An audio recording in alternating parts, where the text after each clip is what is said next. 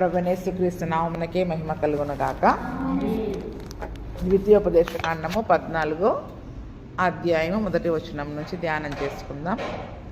మీరు మీ దేవుడైన యెహోవాకు బిడ్డలు గనక చనిపోయిన వాడెవరిని బట్టి మిమ్మును మీరు కోసుకొనకూడదు, మీ కనుబొమ్మల మధ్య బోడి చేసుకొనకూడదు.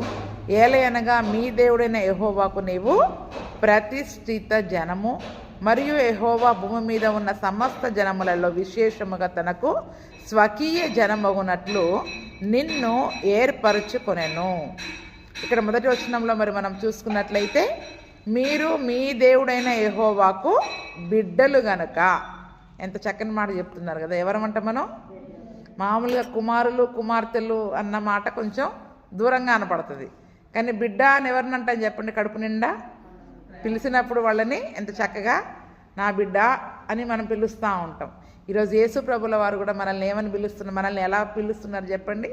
మన బిడ్డలుగా ఆయన మనల్ని చేసుకున్నారు. అందుకనే మీరు మీ దేవుడైన యెహోవాకు బిడ్డలు గనక చనిపోయిన వాడు ఎవరిని బట్టి మిమ్మును మీరు కోసుకొనకూడదు, మీ కనుబొమ్మల మధ్య బోడి చేసుకొనకూడదు. చాలామంది చనిపోయినప్పుడు ఇజ్రాయేలీలలో కూడా ఏం చేసేవాళ్ళంటే వెంట్రుకలను తీసుకునే ఆచారం కానీ, తన తమ్మును తాము బాధ పెట్టుకునేవాళ్ళంట. ఏం చేసుకునేవాళ్ళంట? ఆ దుఃఖాన్ని బట్టి, బాధని బట్టి తమ్మును తాము బాధ పెట్టుకునే వాళ్ళు ఉంటారు. కొద్దిమంది మొత్తం గుండు చేసుకుంటారు, కనుబొమ్మలు కూడా ఏం చేసేస్తారు చెప్పండి? నున్నగా గీకించుకునే వారిగా ఉంటారు. అయితే మనము దేవుని కొరకు ఒక ప్రత్యేకమైన జనాంగముగా ఉన్నాం కాబట్టి ఈ లోకంలో ఉన్న అందరూ అన్యజనులు చేసినట్లుగా మనం చేయడానికి లేదు. అందుకని అంటున్నాడు, మీరు ఇంతవరకు లోకంలో ఉన్నారేమో, కానీ ఇప్పుడు ఎవరు? మీరు యెహోవాకు బిడ్డలు. మీరు ఎవరి బిడ్డలు? ఇప్పుడు దేవునికి బిడ్డలు, యెహోవాకి బిడ్డలుగా మనం ఉన్నాము. కాబట్టి చనిపోయిన వారిని బట్టి మనల్ని మనం బాధ పెట్టుకోవడానికి వీలు లేదు. చాలామంది ఏం చేస్తారంటే, సరే ఆ రకంగా మనము కోసుకోము, కనుబొమ్మలు తీసుకోము, గుండు గీసుకోము. కానీ వేరే రకంగా చాలామంది ఏం చేస్తూ ఉంటారు? చనిపోయిన వారిని బట్టి బాధపడేవారిగా ఉంటారు. కొద్దిమంది తట్టుకోలేక వారు కూడా చచ్చిపోవడానికి సిద్ధపడేవారిగా ఉంటారు. అంటే దాన్ని బట్టి ఏం చేసుకుంటున్నారు? తమ్మును తాము ఇబ్బంది పెట్టుకోవడమే కదా, తమ్మును తాము బాధ పెట్టుకోవడమే. చూడండి, మనందరం కూడా యెహోవాకి బిడ్డలుగా ఉన్నాం కాబట్టి ఈరోజు ఆయన బిడ్డలమైన మనల్ని మనం బాధ పెట్టుకుంటూ ఉంటే తండ్రిగా ఆయన ఎంతో బాధపడతాడు చూసి కదా. తల్లిదండ్రులకు ఎంత బాధ ఉంటుంది చెప్పండి? పిల్లలు వాళ్ళని వాళ్ళు బాధ పెట్టుకుంటే, ఇప్పుడు చాలామంది ఆత్మహత్యలు చేసుకుంటా ఉన్నారు. పిల్లలు చదువుకోలేక హాస్టల్స్లలో ఉండి, లేకపోతే యవ్వనస్తులు యాక్సిడెంట్లు చనిపోయినా కూడా ఎంతో దుఃఖం, బాధ ఉంటుంది. అలాగా తమ్మును తాము బాధ పెట్టుకుని అంటే ఆత్మహత్యలు చేసుకునే వాళ్ళు కూడా ఉంటారు. దాన్ని బట్టి తల్లిదండ్రులకు ఎంత దుఃఖం ఉంటుంది. అలాగే ఈరోజు దేవుని కొరకు మనం ప్రత్యేకమైన జనాంగంగా ఉంటూ ఉన్నాము కాబట్టి, దేవుని బిడ్డలముగా మనం ఉంటున్నాము కాబట్టి మనల్ని మనము హాని చేసుకునే అసలు పద్ధతి కానీ, మనకి మనము హాని చేసుకోవడం కానీ దేవుని దృష్టికి ఎంత మాత్రము ఇష్టమైంది కాదు. చాలామంది చనిపోవడానికి ప్రయత్నాలు చేస్తూ ఉంటారు. అంటే అది మనల్ని మనం ఏం చేసుకుంటున్నాం చెప్పండి? మనకి మనం హాని చేసుకుంటూ ఉన్నాం. దాని వలన దేవుడు కూడా చాలా దుఃఖపడేవారిగా ఉంటూ ఉన్నాడు. కాబట్టి అక్కడ మాటికి చెప్తూ ఉన్నారు, దేన్ని బట్టి అయినా కూడా అక్కడ చనిపోయిన ఒక కారణం చూపించారు. ఈరోజు సమస్యలను బట్టి, కుటుంబ సమస్యలను బట్టి, లేకపోతే ఎవరూ లేని ఒంటరితనాన్ని బట్టి చాలామంది అసలు నాకు ఎవరూ లేరు, నేను లేకుండా ఉంటే బాగుండు అని తమకి తాము బాధ పెట్టుకునే వారిగా ఉంటారు. కానీ మనందరం గుర్తు చేసుకోవాలి, నేను దేవుని బిడ్డను, నేను బాధ పెట్టుకోవడానికి వీలు లేదు. నా శరీరాన్ని కూడా బాధ పెట్టుకోవడానికి వీలు లేదు ఏ రకముగా. ఎందుకంటే మనము దేవుని సొత్తైన బిడ్డలం, విలువ పెట్టి కొనబడ్డ వాళ్ళం, మనం దేవుని సొత్తైన ప్రజలము. కాబట్టి ఇదంతా ఎవరి సొత్తు? ఇప్పుడు దాన్ని పరిశుద్ధంగా కాపాడే బాధ్యతే మంది. దానికి హాని చేసే బాధ్యత మనది కానే కాదు. దానికి హాని కలిగించే పని ఎంత మాత్రము మనది కానే కాదు. కాబట్టి దీనికి ఎటువంటి హానిక చేయకుండా దీనిని పరిశుద్ధముగా ప్రత్యేకంగా దేవుని కొరకు మనం ఏం చేయాలి చెప్పండి? దాన్ని వాడే విధముగా మనం దాన్ని కాపాడాలి. ఒక రకంగా మన శరీరాన్ని మనం కాపాడుకోవాలి కూడా, ఆరోగ్యాన్ని కాపాడుకోవాలి, శరీరాన్ని కాపాడుకోవాలి, అన్ని రకాలుగా కూడా. ఎందుకంటే ఇది దేవుని సొత్తు, నేను దేవుని బిడ్డను. చూడండి, అక్కడ మీరు మీ దేవుడైన యెహోవాకు బిడ్డలు అని అక్కడ సెలవిస్తూ ఉన్నాడు. ఇదే మాటని మనం కీర్తనల గ్రంథం 82వ అధ్యాయంలో కూడా మనం చూసుకున్నట్లయితే 6వ వచనం, దైవములనియు మీరందరూ సర్వోన్నతుని కుమారులనియు నేనే సెలవిచ్చి ఉన్నాను. ఏమంటున్నారు చూడండి ఇక్కడ, మీరు దైవములనియు మీరందరూ సర్వోన్నతుని కుమారులనియు నేనే సెలవిచ్చి ఉన్నాను. ఎవరంట? దేవుని పిల్లలు ఏమవుతారు చెప్పండి? దైవజనులు అవుతారు, అంతే కదా. దైవ జనాంగమా అంటారు. అంటే దేవుని యొక్క ప్రజలు, దేవుని యొక్క జనాంగముగా మనం ఉన్నాం. దైవములు అంటే దేవుళ్ళు కాదు.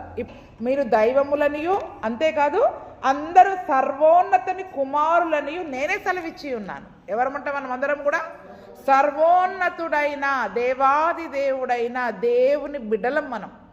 సర్వోన్నతుడైన దేవాది దేవుడైన దేవుని బిడ్డలం మనం. అండి, ఒక రాజుగారు ఉంటారు. రాజుగారి కొడుకు ఎంత అధికారం ఉంటుంది? కాబోయే రాజుని నేనే అని ఒక గర్వము, అహంకారం ఉంటుంది. ఈరోజు చాలామంది అలాగే ఉంటారు. కానీ దైవములు అన్న మాటకి నిజానికి అక్కడ న్యాయాధిపతి అన్న అర్థం వస్తుంది. ఏంటి చెప్పండి? న్యాయాధిపతి. దేవుడు ఒక తీర్పరిగా, న్యాయాధిపతిగా ఉన్నాడు. కాబట్టి దేవుడు ఏ రకంగా అయితే ఒక నీతిగా, న్యాయముగా ఉన్నాడో ఆయన ప్రజలమైన మనము కూడా అట్టి నీతిగా, న్యాయంగా జీవించాలని దేవుడు కోరుకుంటూ ఉన్నాడు. చదువుకుందాం. వార్త 1వ అధ్యాయము 12వ వచనము. నన్ను ఎందరు అంగీకరించిరో వారికందరికీ తన నామమునందు విశ్వాసం ఉంచిన వారందరికీ, ఇప్పుడు దేవుని పిల్లలం ఎలాగయ్యాం? దేవుని నామమునందు విశ్వాసం ఉంచిన మనం అందరము కూడా దేవుని పిల్లలు అగడానికి దేవుడు అధికారం ఇచ్చాడు. మనం ఎలా దేవుళ్ళమయ్యాని చెప్పండి? దేవుని యందు మనం విశ్వాసం ఉంచాము కాబట్టి ఆయన నామమునందు విశ్వాసం ఉంచిన వారందరూ కూడా దేవుని పిల్లలు అగడానికి దేవుడు అధికారం ఇచ్చాడు. ఎలా? సర్వోన్నతుని కుమారులం మనం. ఎందుకంటే సర్వోన్నతుడైన దేవుని యందు మనం విశ్వాసం ఉంచాం. ఆయన నమ్ముతున్నాం, ఆయనే దేవుడని, ఆయనే మన తండ్రి అని మనం నమ్ముతున్నాము. కాబట్టి ఆయన యందు విశ్వాసం ఉంచిన మనం అందరము కూడా ఆయన పిల్లలయ్యే అధికారాన్ని దేవుడు మనకి ఇచ్చాడంట. 10వ అధ్యాయము 34 నుంచి 36 చదువుకుందాం. అదే యోహాను సువార్త 10వ అధ్యాయం 34 నుండి. అందుకు యేసు, మీరు దైవములని నేను అంటినని మీ ధర్మశాస్త్రములో రాయబడి ఉండలేదా? లేఖనము నిరర్ధకము కానేరదు కదా. దేవుని వాక్యం ఎవరికి వచ్చనో వారే దైవములని చెప్పిన ఎడల నేను దేవుని కుమారుడనని చెప్పినందుకు తండ్రి ప్రతిష్ఠ చేసి ఈ లోకములోనికి పంపిన వానితో నీవు దేవదూషణ చేయుచున్నావని చెప్పుదురా. చూడండి, ఇక్కడ కీర్తనల గ్రంథంలో మరి ఇప్పుడు మనం ఏం చదువుకున్నాం? మీరు దైవములనియు సర్వోన్నతుని కుమారులనియు దేవుడు చెప్పాడు అక్కడ.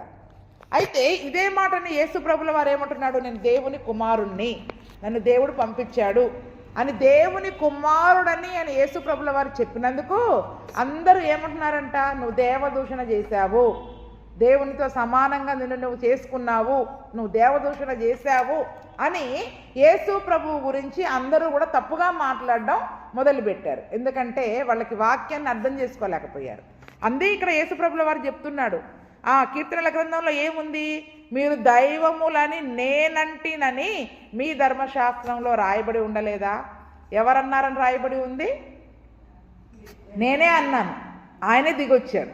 ఎలా దిగొచ్చాడు? ఇప్పుడు నా తండ్రి అన్నాడని రాజు చెప్పాడా, లేకపోతే నేను అంటినని చెప్పాడా? అక్కడ మీరు దైవములని నేను అన్నానని మీ లేఖనంలో ఆల్రెడీ రాయబడి ఉంది కదా. కీర్తనల గ్రంథంలో ఆసాపు గారు రాశారు కదా.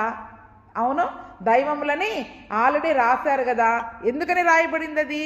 దేవుని వాక్యం ఎవరి దగ్గరికి వచ్చిందో వాళ్ళు దైవములు అని దేవుడు చెప్తూ ఉన్నాడు. ఎవరంటే దైవములని? దేవుని వాక్యము. దేవుని వాక్యం మన దగ్గరికి వచ్చింది. మనం ఆ వాక్యమును బట్టి యేసు ప్రభువునందు విశ్వాసం ఉంచాము.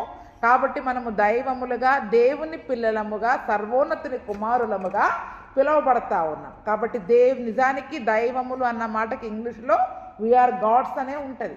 కానీ మనము దేవుళ్ళము కాదు, నిజమైన దేవుని యొక్క పిల్లలము. ఏం చెప్పండి? దేవుని యొక్క పిల్లలము. ఎందుకంటే అదే వాక్యమై ఉన్న దేవుని వాక్యము ద్వారా మనల్ని తన పిల్లలుగా చేసుకున్నాడు. ఎలాగన్నాడు మనల్ని ఆయన పిల్లలం అవ్వడానికి? యాకోబు పత్రికలో ఉంటుంది. సత్య వాక్యము ద్వారా మనల్ని కన్నాడు. ఎలాగన్నాడు? ఆ వాక్యం మన దగ్గరికి వచ్చింది. ఆ వాక్యం విన్నప్పుడు మన హృదయంలో విశ్వాసము కలిగింది. ఆ వాక్యమును బట్టి మనం ఏం చేసాం? మారు మనస్సు పొంది ఆయన యందు విశ్వాసం ఉంచాము. కాబట్టి ఎవరైతే ఆయన యందు విశ్వాసం ఉంచారో వారందరూ కూడా దేవుని పిల్లలయ్యే అధికారాన్ని దేవుడు అతనికి ఇచ్చాడు. కాబట్టి ఎవరైతే యేసు ప్రభునందు విశ్వాసం ఉంచారో, ఎవరైతే దగ్గరికైతే వాక్యం వచ్చిందో వారు దైవములని చెప్పబడింది. అందుకని మీరు యెహోవాకు బిడ్డలు. దేవుని వాక్యమై ఉన్న దేవుడు మనలో ఉన్నాడు. ఆయన యందు మరి మనం విశ్వాసం ఉంచుతూ ఉన్నాము. కావున మరి మనము మన దేహాన్ని కానీ మన హృదయాన్ని కానీ ఈ శరీరంలో ఉన్న ఏ అవయవానికి కూడా మనం హాని చేయడానికి వీలు లేదు. దానిని పరిశుద్ధముగా కాపాడవలసిన బాధ్యత మన మీద ఉంది. 1 యోహాను పత్రిక 3వ అధ్యాయం నుండి 3వ అధ్యాయం 1వ వచనం చదువుకుందాం. మనము దేవుని పిల్లలమని పిలువబడినట్లు తండ్రి మనకెట్టి ప్రేమను అనుగ్రహించెను. చూడుడి, మనము దేవుని పిల్లలమే. ఈ హేతువు చేత లోకము మనలను ఎరుగదు, ఏలయనగా అది ఆయనను ఎరుగలేదు. ఇక్కడ ఏమంటున్నాడు? మనము దేవుని పిల్లలమని పిలువబడాలి అనడానికి కొరకే యేసు ప్రభుల వారు మరి ఈ లోకానికి వచ్చారు. మనకెట్టి ప్రేమను అనుగ్రహించెను. చూడండి అంటే కింద చూడండి, మనకెట్టి ప్రేమను చూపెనో చూడండి అని ఉంది. దేవుడు మన పైన ఏ ప్రేమను చూపించాడు చెప్పండి? ఎటువంటి ప్రేమను చూపించాడు? మరి చెప్పరేంటమ్మా? ఎలా ప్రేమించాడు? ఎటువంటి ప్రేమను చూపించాడు? తన ప్రాణమునే. దానివల్ల మనము ఆయన పిల్లలము అని రుజువు చేశాడు. ఆయన ఏంటంట? మనం ఆయన పిల్లలమని రుజువు చేయడానికే తన ప్రేమను చూపించాడు. ఇంకేం చేయాలి? తల్లిదండ్రులు ప్రాణం పెట్టడం మించి ప్రేమను ఇంకే రకంగా చూపిస్తారు చెప్పండి? అంతకు మించిన ప్రేమ ఇంకొకటి లేదు. దీని వలనే మనం దేవుని పిల్లలమని పిలువబడుతున్నాం. ఆయన సిలువ నా కొరకు చనిపోయాడు అని ఎవరైతే విశ్వాసం ఉంచుతున్నారో వారందరూ కూడా దేవుని పిల్లలుగా అవుతూ ఉన్నారు. కాబట్టి మనము దేవుని పిల్లలమే. అయితే ఈ హేతువు చేత లోకము మనలను ఎరుగదు, ఏలయనగా అది ఆయననే ఎరగదు. అవునా? అయితే ఈ కారణాన్ని బట్టి మనం నిజంగా దేవుని పిల్లలమైతే లోకము మనల్ని తెలుసుకోలేదట. లోకానికి మనం అర్థం కాము అసలు ఎప్పటికీ. ఏంటంట? లోకము మనల్ని ఎరగదు, లోకానికి మనం అర్థం కాము. ఎందుకంటే అసలు ఆ యేసు ప్రభు అంటేనే వాళ్ళకి అర్థం కాదు. కాబట్టి మనం కూడా అర్థం కాకూడదు. అవునా? ఇప్పుడు లోకానికి మనం ఎంత బాగా అర్థమవుతున్నాము అంటే, ఇప్పుడు యేసు ప్రభు పిల్లలుగా ఉంటున్నామా? లోకానుసారమైన పిల్లలంగా ఉంటున్నాము. ఈ హేతువు చేత నిజంగా ఆయన ప్రేమ మనలో ఉంటే, ఈ ఎక్కడి ప్రేమ అండి ఇదంతా కూడా? అసలు ఎవరికి అర్థం కాదు. లోకం అర్థం చేసుకోలేదు మనల్ని. ఏంటి ఇంత బాధ పెడుతున్నా, ఇంత తిడుతున్నా, ఇంత దూషిస్తున్నా, వీళ్ళు ఎంత ప్రేమిస్తున్నారు మనల్ని, ఎంతగా మనల్ని మళ్ళీ మళ్ళీ మన దగ్గరికి వస్తున్నారు. వాళ్ళు మన ఇంటికి రారు, మనం వెళ్ళాలి వాళ్ళ ఇంటికి. ఏం చెప్పండి? రావద్దంటారు వాళ్ళు. నేను గడప దొక్కను, రావద్దన్నారుగా, గడప దొక్కను. మనం ఏం చేస్తాం చెప్పండి? మానేస్తాం. కానీ మీరు వెళ్ళి గడప దొక్కండి, సంతోషంగా వెళ్ళి పలకరించి మాట్లాడండి. ఎక్కడి ప్రేమ ఇది? ఎక్కడి ప్రేమ ఇది? ఎట్టి దేవుడు చూపించిన ప్రేమ అది. ఇప్పుడు మనలో ఆ ప్రేమ లేదు కాబట్టే లోకం మనల్ని బాగా ఎరుగుతుంది. మనం లోకానికి దగ్గరగా ఉన్నాం, దేవునికి దూరంగా ఉన్నాం. ఎక్కడికి దగ్గర ఉన్నాం చెప్పండి? అందరినీ చక్కగా పలకరించమంటే మనకి ఇష్టమైన వాళ్ళనే పలకరిస్తాం, ఇష్టం లేని వాళ్ళ దగ్గరికి దూరంగా ఉంటాం. అవునా? దూరంగా ఉన్నప్పుడు మరి అప్పుడు దేవుని ప్రేమను మనం ఎలా చూపిస్తున్నాం లోకానికి? మనం అర్థం కాకూడదు, మన ప్రేమ అర్థం కాకూడదు. అసలు ఏంటి మనం ఎంతగా ఇది చేస్తున్నా, లోకంలో ఎవరు ఇంత ప్రేమను చూపించలేరు అన్నట్టుగా మనం దేవుని ప్రేమను లోకానికి చూపించాలి. ఆయన దేవుని పిల్లలము అన్నట్టుగా ఆయన మన పట్ల అంత ప్రేమను చూపించాడు. ఆ ప్రేమను మనం లోకానికి చూపించినప్పుడే మనం నిజంగా దేవుని పిల్లలమని దేవుని చేత మనం ఎరగబడిన వారమై ఉంటాం. ఎందుకంటే నాలాంటి ప్రేమనే వీళ్ళలో కూడా ఉంది. లేదు లోకానుసారమైన ప్రేమే. అందుకనే ప్రేమల్లో కూడా చాలా ఉంటాయి. అవునా? తల్లిదండ్రుల ప్రేమ, లోకానుసారమైన ప్రేమ వేరే. లోకంలో ఉన్నాం కానీ ఇప్పుడు యేసు ప్రభు నందున్న వారు యేసు ప్రభు ప్రేమించినట్టుగా ప్రేమించే వారంగా ఉండాలి. అందుకనే చూడండి 2వ వచనంలో కూడా ఏమంటున్నాడు? ఇప్పుడు మనం దేవుని పిల్లలమై ఉన్నాము, మనం ఇక ఏమవుదుమో అది ఇంకా ప్రత్యక్షపరచబడలేదు. కానీ ఆయన ప్రత్యక్షమైనప్పుడు ఆయన ఉన్నట్లుగానే ఆయనను చూతుము గనక ఆయనను పోలి ఉందుమని ఎరుగుదుము. ప్రియులారా, ఇప్పుడు మనం దేవుని పిల్లలమై ఉన్నాం. అసలు తర్వాత మనం ఏమవుతామో మనకు తెలవదు. పరలోకం వెళ్ళాక జరగబోయే సంగతులేంటో మనకు తెలియదు. కానీ ఇప్పుడు మాత్రం ఏ స్థితిలో ఉన్నాం? ఆయన పిల్లలము, ఆయన బిడ్డలము అనే స్థితిలో ఉన్నాం. కాబట్టి దేవుడు ప్రత్యక్షమైనప్పుడు ఆయనను ముఖాముఖిగా చూస్తాం. మన తండ్రిని ముఖాముఖిగా చూస్తాం గనక ఆయనను పోలి ఇందుమని ఎరుగుదుము. అంటే ఆయనను చూసినప్పుడు ఎస్, నాలాగనే ఆయన ఉన్నాడు, ఆయన తండ్రిలాగానే నేనున్నాను అంటే పోలికలు కలవాలా వద్దా? అవునా? పోలికలు అంటే ఈ పోలికలు కాదు, ఈ పోలికలు కాదు. ఆయనలో ఉన్న లక్షణాలు, సుగుణాలు, ఆయన ఎటువంటి ప్రేమతో మనల్ని ప్రేమించాడో ఆ ప్రేమ మనలో లేకపోతే, ఆయన ప్రత్యక్షమైనప్పుడు ఆ యొక్క ప్రేమ అనే స్వరూపం మనలో కనబడినప్పుడు మనం ఆయన పిల్లలుగా ఉండలేము, విడిచిపెట్టబడతాం సింపుల్గా. అంతేనండి. అందుకే మాటి మాటికి ఏం చెప్తున్నా, దేవుని రూపంలోకి మనం ఎందుకు మార్చబడాలి? ఆయన రూపమే ప్రేమ స్వరూపుడు అని ఆయనకి పేరు. ఏ రూపమైనా ప్రేమ స్వరూపి, దేవుడు ప్రేమ స్వరూపి. ఇప్పుడు ఆయన ప్రేమ యొక్క స్వరూపము మనలో కనబడలేదనుకో, ఎత్తబడే సమయంలో దేవదూతలు మన దగ్గరికి వచ్చినప్పుడు తండ్రి యొక్క ప్రేమ స్వరూపము మనలో కనబడనప్పుడు మనల్ని ఏం చేస్తారు చెప్పండి? విడిచిపెట్టేసి వెళ్ళిపోతారు. అందుకనే ఆయన ప్రత్యక్షమైనప్పుడు ఆయనను పోలి ఉండాలి. మనం ఆయన రూపములోనికి మనం మార్చబడ్డానికి దేవుడు దినదినము వాక్యము ద్వారా, సహవాసము ద్వారా మనందరినీ కూడా సరిచేయాలని చూస్తూ ఉన్నాడు. 10వ వచనం చదవండి.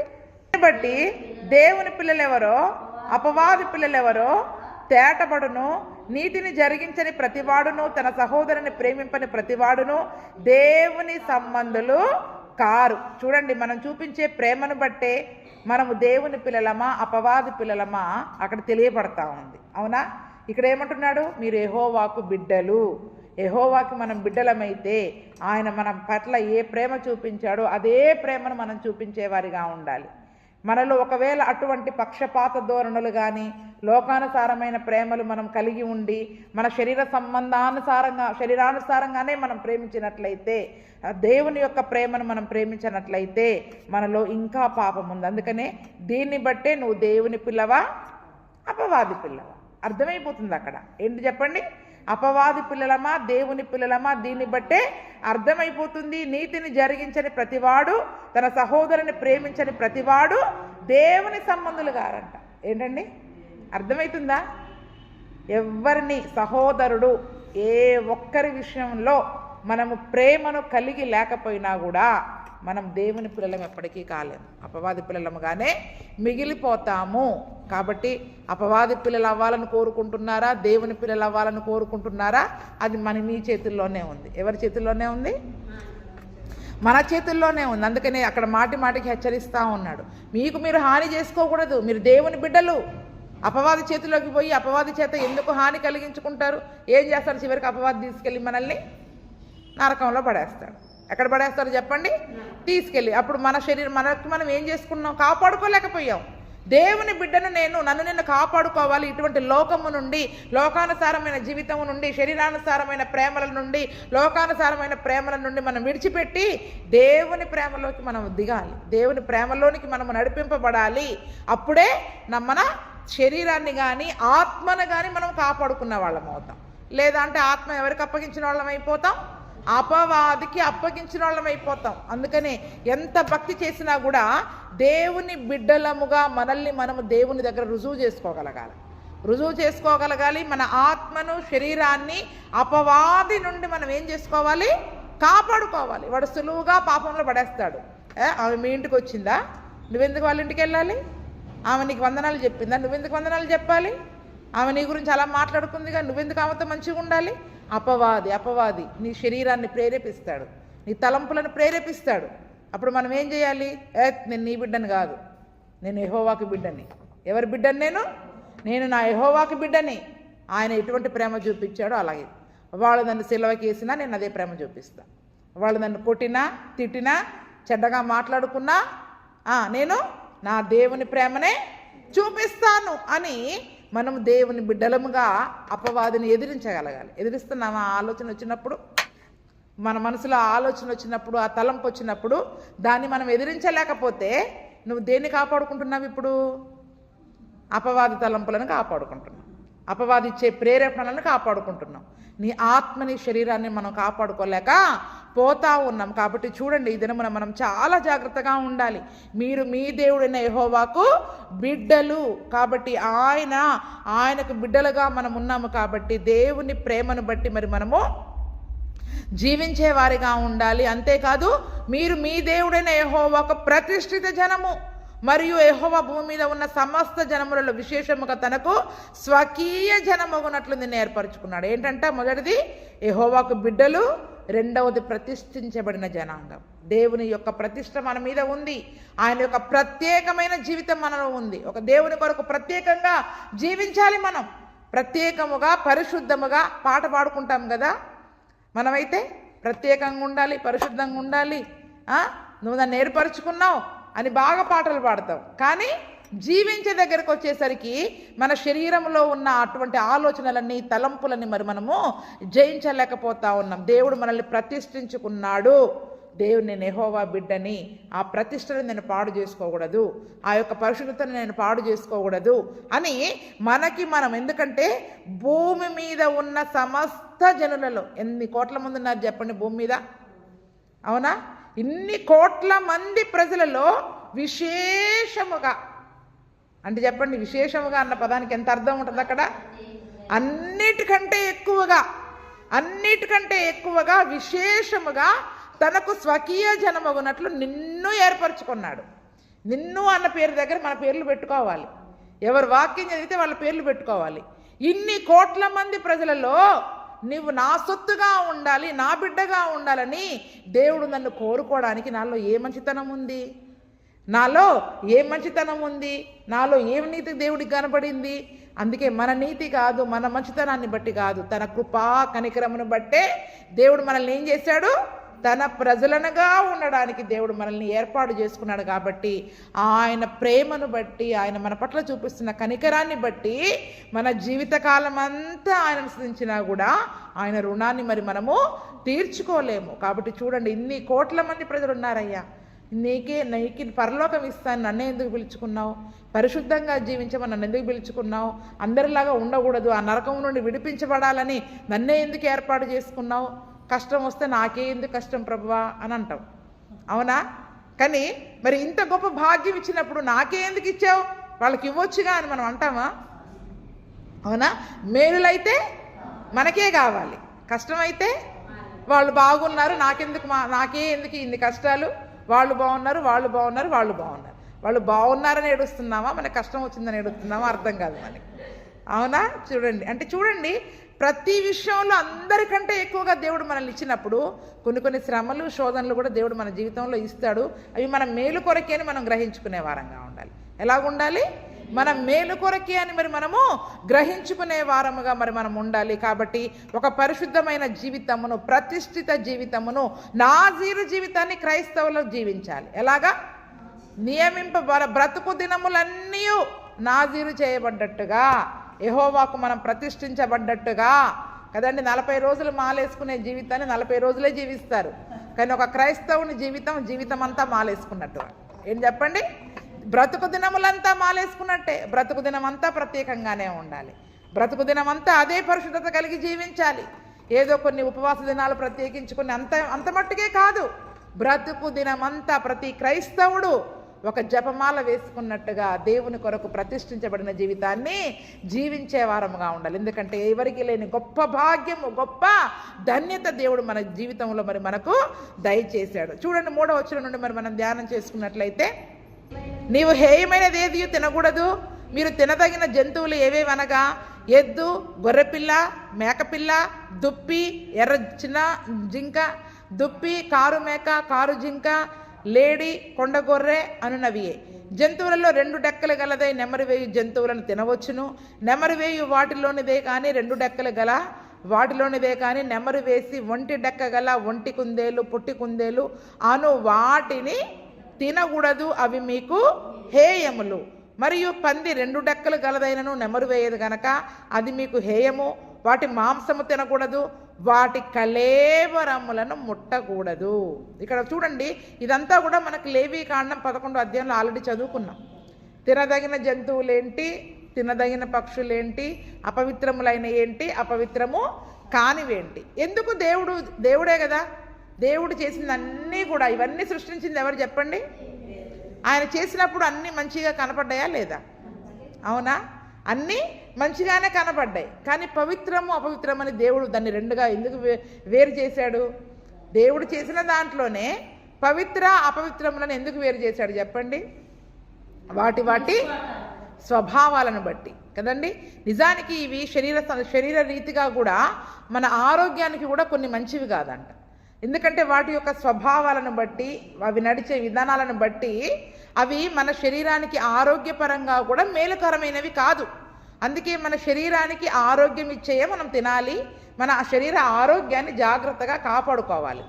అనవసరమైన అన్నీ తిని రోగాలన్నీ కొని తెచ్చుకోవడానికి వీలు లేదు. ఇప్పుడు ఫాస్ట్ ఫుడ్స్ ఎక్కువైపోయినాయి. బయట ఆ నూనెల్లో ఈ కాల్చినవి మళ్ళీ అవి తినేసి అందరికీ ఏమొచ్చేస్తున్నాయి? క్యాన్సర్లు వచ్చేస్తున్నాయి. ఇప్పటికి గొంతు క్యాన్సర్లు, ఆ క్యాన్సర్లు, ఈ క్యాన్సర్లు, ఫాస్ట్ ఫుడ్స్ అని బయట అన్ని తినేసి లేనిపోని రోగాలు. అంటే శరీరాన్ని కూడా జాగ్రత్తగా కాపాడుకునే బాధ్యత మన మీద ఉంది. కాబట్టి దేవుడు పవిత్రమైనవి అపవిత్రమైనవి అని కొన్ని అక్కడ వేరు చేశాడు. కాబట్టి మరి ఆరోగ్యమైన విషయంలో మనం ఆరోగ్యకరమైనవే తినాలి. ఏం చెప్పండి? ఇప్పుడు ఆకుకూరలు తినమని చెప్పండి. ఈ తరాన్ని ఒక్కరికి తెలవదు అసలు. ఆకుకూర వేస్తే నాకు వద్దంటారు. పొరపాటున ఆకుకూరలు తినట్లేదని నేను చికెన్లో ఆకుకూర వేసిన ఆ చికెన్ కూడా తినట్లేదు. నువ్వు చికెన్లో ఆకుకూర వేసావు, మటన్లో ఏదైనా ఆకుకూర వేస్తే అందులో ఆకుకూర వేసావని అవి కూడా తినట్లే. అరే అవి తినేవి కూడా అవే అంటే అవి ఎలాగూ తింటున్నాయిగా, మనం వాటిని తిందామంట. అవి ఎలాగూ ఆకులేదిగా తినేది, మళ్ళీ మనం ఆకులు తినడం ఎందుకు, వాటిని తింటే సరిపోద్ది కదా అనేవారిగా ఉంటున్నారు. చూడండి, అందుకనే తినే వాటిలో కూడా ఆరోగ్యకరమైనవే తినాలి. అయితే చూడండి, 6వ వచనం మనం చూసుకుంటే, జంతువులలో 2 డెక్కలు గలదై నెమరు వేయి జంతువును మీరు తినవచ్చును. ఏం తినమంటున్నారు ఇక్కడ? జంతువులలో 2 డెక్కలు గలదై ఉండాలంట. నెమరు వేసే జంతువును తినాలి.